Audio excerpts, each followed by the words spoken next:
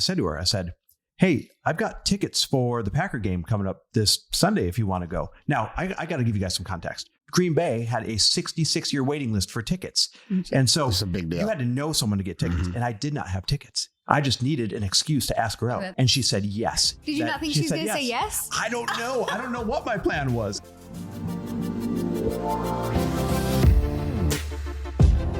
Welcome, everybody, to the Chris Harder Show, where we are making you unapologetic about your pursuit of success, knowing that when good people like you make good money, they can then do great things. My name is Chris Harder, and several times per week, I will bring you epic guests, solo episodes, and every single tool, trick, and skill set you need to grow your business, grow your money mindset, and to grow your wealth to levels that you have never reached before. I've ended up in a unique place in life where I've got the experience, the connections, and all of the secrets that it takes to be successful. And I'm lifting the curtain to reveal it all to you in an effort to help put you in a position of abundance so great that you can then be as generous as possible. So let's lock arms and let's get started. And we're back. With another episode of He Said, She Said. All right, babe, what's your glossy tip? My glossy tip is to gift this to your friends. Yes. Or your mom or your aunt. Yes. I mean, or your husband. Yeah. I love glossy. I take it 3 times a day. Loves glossy. We literally have like a husband's club who love glossy for the de-bloating and the gut health. And you guys, seriously, it is the best gift. It's not only super aesthetically pleasing, but it's saying that you care about somebody when you care about their gut health, and it's freaking delicious. So it's the perfect gift. Instead of guessing what people want, give them something that you know they're going to love. Yeah. And it's a beautiful gift, like you said, so you can feel good giving it because it's got the beautiful starter kit. It's got the, what do you call that thing? The water bottle? Yeah, the water bottle. What do you call that thing? It's all so pretty. So it actually makes a really good impression. And you can get 25% off this gift by going to getglossy.com and using coupon code HAPPY. Again, go to getglossy, that's GLOCI, getglossy.com, and use coupon code HAPPY at checking out. All right, now this He Said, She Said episode is a fun one because we're pulling a clip from an interview where Lori and I were interviewed on the Date Your Wife podcast by Garrett and Danielle White. And not only are they awesome, but the show is huge, and it was such an awesome honor to be on. And it's such a fun clip about how we met. And people always ask us, like, how do we find our perfect soulmate? Well, you don't. You find someone you're compatible with, you grow together. And I think this clip does a great job of explaining that. Yeah, I love this one, you guys. I hope that you enjoy it as much as we enjoyed doing this podcast. And let's get started. Who saw who first? Oh, I got this. Okay. So Green Bay, Wisconsin, smaller town. How do I say this politely? Let's just say there's not a ton of people that like stand out and turn heads, right? Yeah. And there was this new girl first day at the gym that walked in that turned everybody's head. And of course it was Lori. And so, you know, being a young single guy, I'm like, I have to have that woman right there. Gym crush. So, you know, did I go up right away? No, I wasn't that confident. I kind of watched her from across the gym. And what I didn't realize was there is a series of people hitting on her that I can let her share from her perspective that kind of put her on the defense during her workout. So at the end of her workout, we're both walking out to the parking lot at the same time. How long into seeing her is this? How many months? Oh, this is first day. This is first day. Oh, yeah. No, he's he aggressively goes after what he wants. Yes. Okay. So we're walking out to the cars, and I look over at her. We're walking the same direction. And I say, hey, you new here? And she looks at me and she goes, yep. And gets in the car and closes the door. And yes, you did. And I thought to myself in that moment, I'm like, oh, this chick sucks. And I thought that was going to kind of be the end of it. Right. But then I kept seeing her around the gym. And here's how I know that you did do it that way. Because about a month later of seeing each other at the gym, I was at the water fountain and you came up to me and you're like, hey, I didn't get your name that day. And you had started the I just knew I was short. I knew I was short with him, but I didn't think I was bitchy.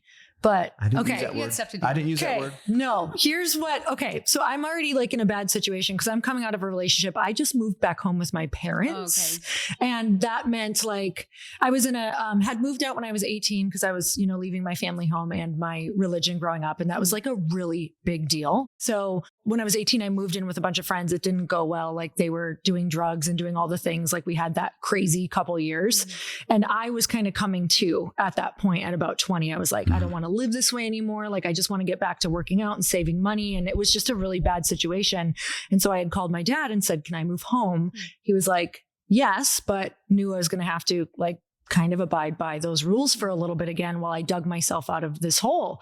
And so I had just gotten to this small town, which I didn't want to be at because my parents had moved from my childhood home to Green Bay. So it was like everything was new. Everything brand new. So I moved back in. I'm in my 4-year-old brother's bedroom with like glow in the dark stars and dinosaurs on the headboard. And I'm like, I'll just, the one thing that makes me feel normal is joining the gym. So this was my first day at the gym. And I got hit on by the front desk guy who proceeded to grab the Shopko flyer, which is like a Walmart or Kmart. Yeah. And he's like, hey, you have cop eyes. This was the first thing he says to me when I joined. I go, what are cop eyes? He goes, you can see everything bad I've been doing. I go, okay.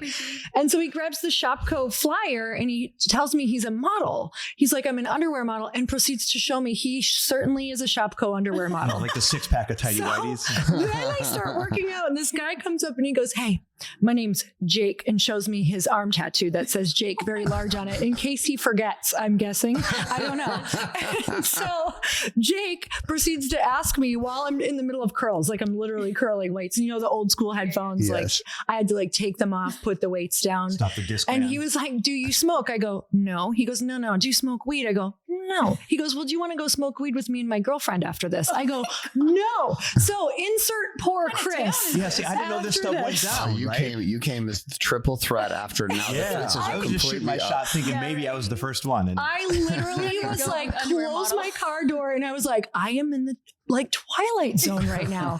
So yes, I knew afterward, I was like, oh, cause I'm not that I'm usually very friendly, but by number 3, I was like, this was going to be my saving grace away from my family home. And now it doesn't feel safe. So I literally, the poor guy got the brunt of it. So did Jake ever come back and ask to smoke weed again? No, he didn't, but he's like very well known for, Chris knew who Jake was. And he's like, that's right on par. Everybody. Yeah. Jake's hitting on everybody. We got front desk underwear model trying to find a always hits on everyone, by the way. Yes. In fact, my sister worked across town at a US Cellular and he used the same lines on her, not knowing we were sisters. I was like, this is so great. Small town. Chris, were you from that small town? Yeah, so I was born and raised mostly in that town, kind of up and down the eastern part of Wisconsin, but mostly there. Okay. How far apart in age are you guys? 4 years. 4 years. Okay. Mm-hmm. Who's older? Okay. Come on now. I don't know. I'm just asking. I didn't say who's. You just always default. Yeah. That's what Danielle tells me. Okay, so you guys meet, and then you come up to the water fountain, and now you're feeling like you're back in the game. Yep. She asks for the name, and then what happens? All right, so this is pretty good. I can't stop thinking about Jake hitting you up. Make sure I stay in front of her, but not crowd her, right? So if she's on cardio, maybe I'd go do a little bit of cardio, which I was not a cardio person at the time. The guy never did cardio before this ever. If she was over here, maybe I'd be over here just like kind of in proximity. That's just kind of hung around enough to be nice, but didn't take any shots after that. And when I could finally tell that we had great chemistry and had chatted up, over maybe about 4 weeks worth of seeing each other or something. He did the stepper for me, you guys. He would stand and do the stepper just to talk to me. And I kind of knew it. And actually, I think it was on the stepper where this happened. So I said to her, hey, I've got tickets for the Packer game coming up this Sunday if you want to go. Now, I got to give you guys some context. Now you could go on StubHub. Back then, there was no StubHub, no Ticketmaster. None of that existed. And Green Bay had a 66-year waiting list for tickets. And so it's a big deal. You had to know someone to get tickets. And I did not have tickets. I just needed an excuse to ask her out. That's funny. So I said to her, I go, hey, I've got tickets to the game this Sunday. If you're not doing anything, if you'd want to go, it might be fun. And she said yes. And I don't know if I didn't expect her to say yes or what, but she said yes. And so then it was like bittersweet because I was panicking inside saying, how am I going to get tickets? And outside I was ecstatic. Did you not think she was going to say yes? I don't know. I don't know what my plan was. So I scramble, I ask all my friends that would have tickets and luckily found a pair. Now, here's where it gets interesting. The day of the game, she texts me and says, hey, really sorry, I might not make it for the game because somebody broke into my car in Milwaukee, 2 hours away where she was staying over, and broke her window. I still had my apartment, even though I moved back in with my parents because my roommates were still there. I was just getting out. So I would go back there on the weekends just to get away from my family. Yes. Yep. So I thought, I knew it. She's standing me up. I should have known this was going to happen and just kind of stayed home and flipped on the game, pissed off.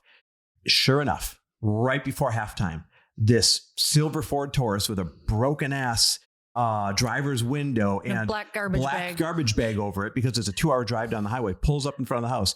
And she's like, do we have time to make it to the game? Oh. And so we went to the second half of the game and hit it off, and it's been awesome ever since. So did you guys make out the first night? No, we were friends for like 6 months, 4 months. So I tried everything. I would try foot rubs.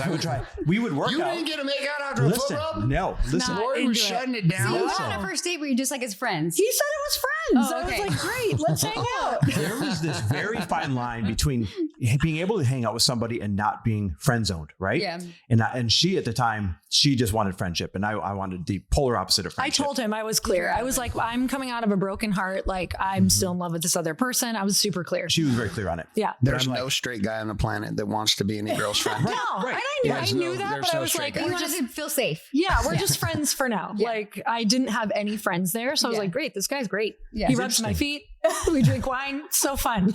Okay, hold on. It's interesting because Bro, you were committed. That's what I was So gonna say. committed. We got foot rubs happening. We got wine being drunk. Yep. And you're still playing hard to get. But Yeah. you still think this is a friend zone. I was very open. I kept saying we're she friends. was very upfront about where she thought it was, and I was very upfront that I'm persistent as hell, and I always end up getting my way. Were you telling her that you wanted her at this time? Yeah, absolutely. So without a why doubt. are you rubbing her feet and she's sipping on wine and she's like, we're just friends. Yeah. And you're like, I'd make I little want you. advances, and she would kind of. We started, I can't remember when we started making out, but like maybe month 4. I don't know. We were like friends that made out. It was the first step, probably. Yeah, I think so. so then we were just friends that make out. And Yeah. that's it. We're just Until, like, we just make out. she's gonna kill me that I bring this up. It's so good. I It's don't know. good. Until Do I it. finally get her to come home the first time, and even Oh. that's a story.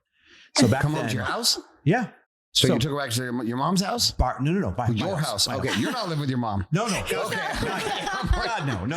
I was like, oh no, No, is this no, like no. failure to launch? What's My happening? mom No, will no, get no, her. no. Let's be very clear. Did not live with my parents. Was Jake there? His mom put flowers Jake on was the there. Al was there. Jake was there and Al was there. Al was modeling in his underwear and Yep. Jake was high as balls on the front yard. His mom was Hey, like, whatever you can't takes to do get it. her- Happy for you guys. Yes.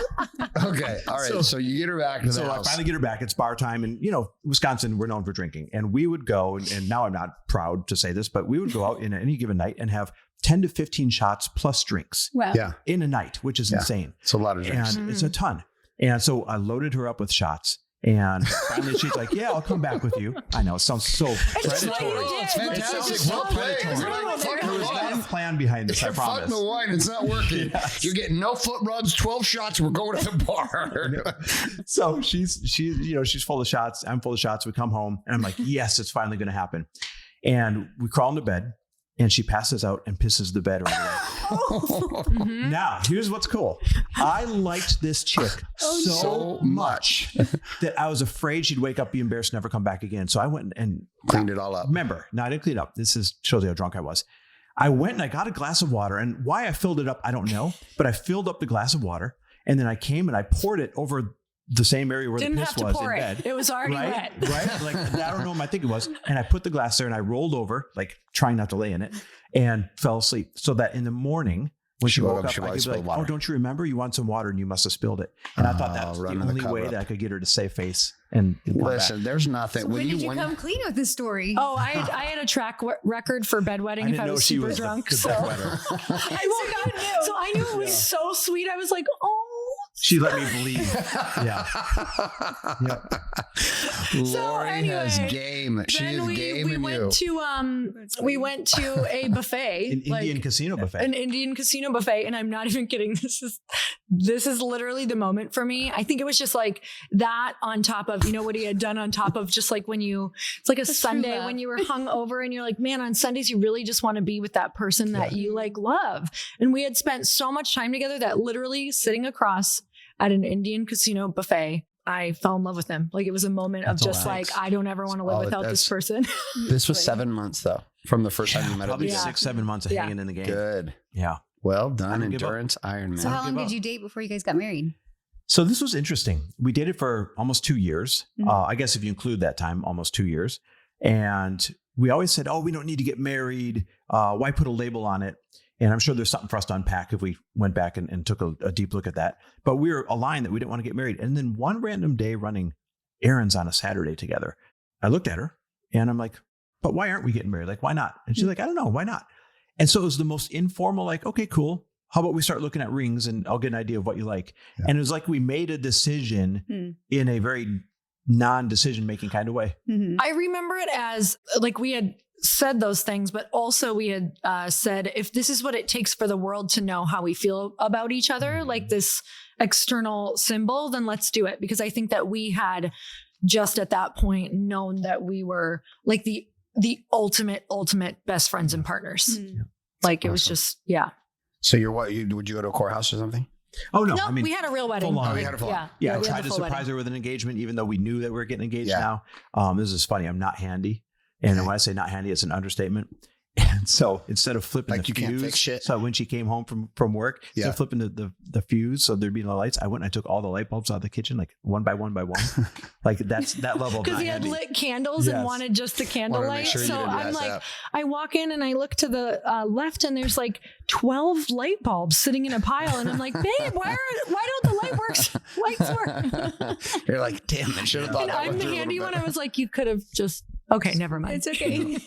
So did you course correct him that night and say you could have done that with the No, fuse box? I Okay, did not. good. No. So no. then you asked her to marry you. This is it, and then you do have a big wedding. Full blown wedding. Yep. I always tell, we had a big wedding and I'm grateful for it, but I always tell like young people now, don't have the great big expensive wedding because you get pulled apart The whole to time. try and Yeah, yeah. see The whole everybody time. and please everybody and you're in entertainment mode. Just take your closest people or go elope with them. Just go on a little island somewhere and hang out together. Yeah. How long have you guys been married? Because it's about 19 years. Yeah. 19 This years August. together. Mhm. It's gonna This take August, so been together. 21 years Yeah, we've together. been together Yeah, I saw 21. you're 21. That's amazing. Yeah, 21. but I feel like once you get past like 10, you're like, whoo. And then once you get close to 20, you're like, it's me and you. Sorry. Yeah, This is it. I'm We're like, doing it. we're in So. way too Yeah, deep yeah. at this point. Like I'm too tired and this Yeah. is like, we're too deep.